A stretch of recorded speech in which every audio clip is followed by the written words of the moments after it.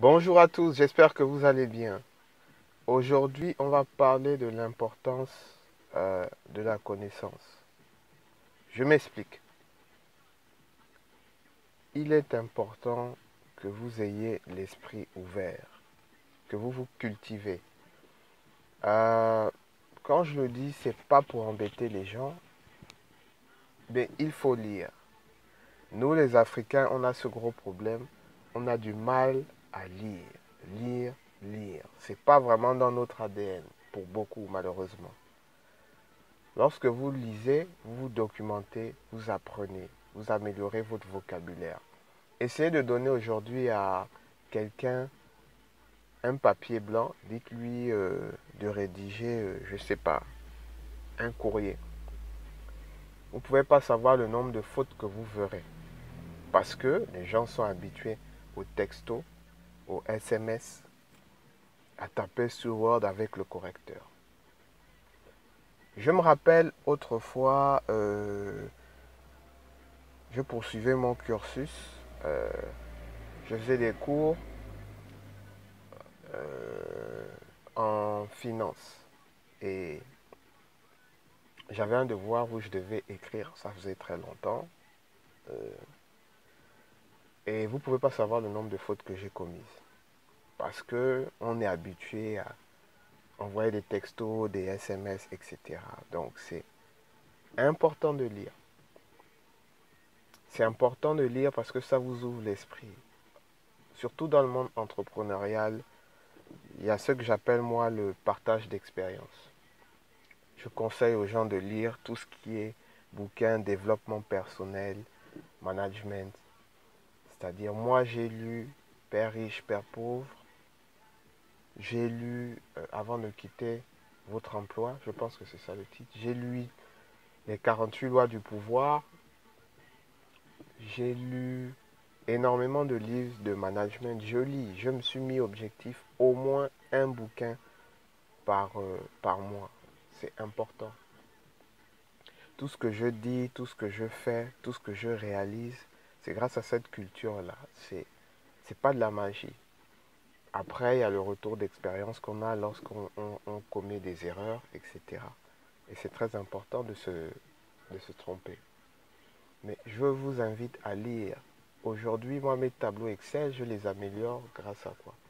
Je les améliore euh, parce que je vais sur YouTube, je regarde les tutoriels et j'y travaille.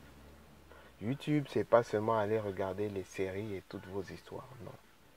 Il y a énormément de documentation intéressante. Il y a énormément de documentaires. Vous avez aujourd'hui même des livres audio. Vous venez, vous prenez... Bon, un livre de 6 heures, 8 heures, c'est pas évident.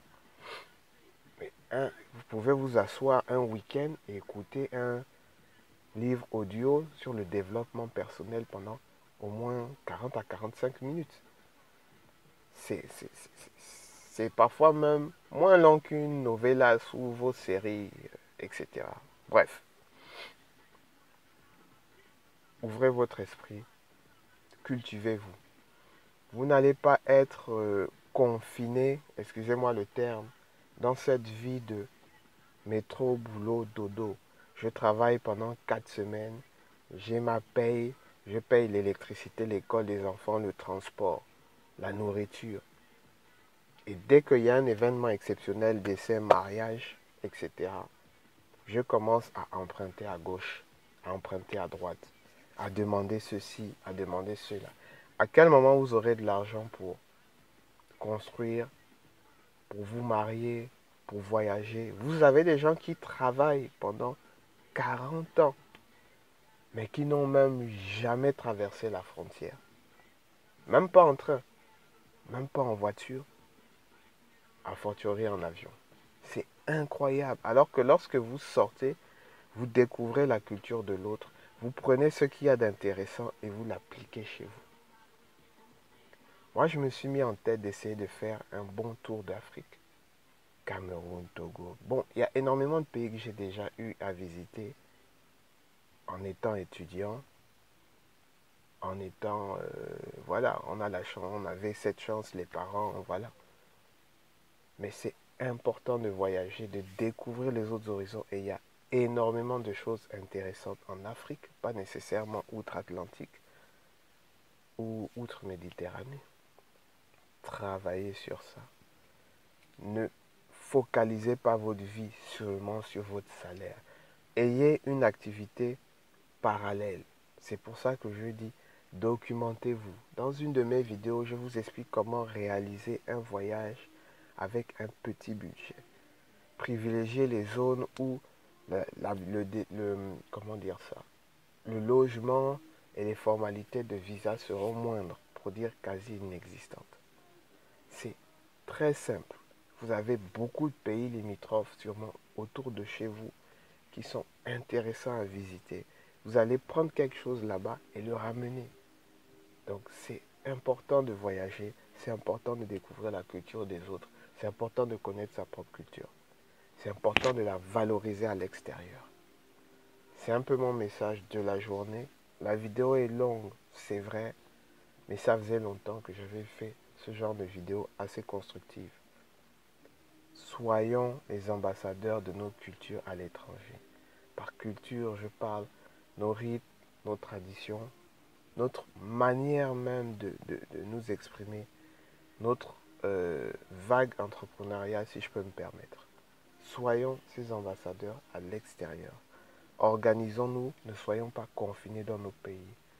Soyons plus entreprenants. On peut vendre des tomates, on peut vendre des petits trucs simples. On peut commencer par de petites choses, mais il faut qu'on sorte de ce carcan de salaire, travail, dette. Créons des emplois, créons de la richesse et aidons ce monde à être meilleur, aidons nos pays à être meilleurs, aidons l'humanité à s'améliorer. C'est mon message du jour. Sur ce, bon début de journée.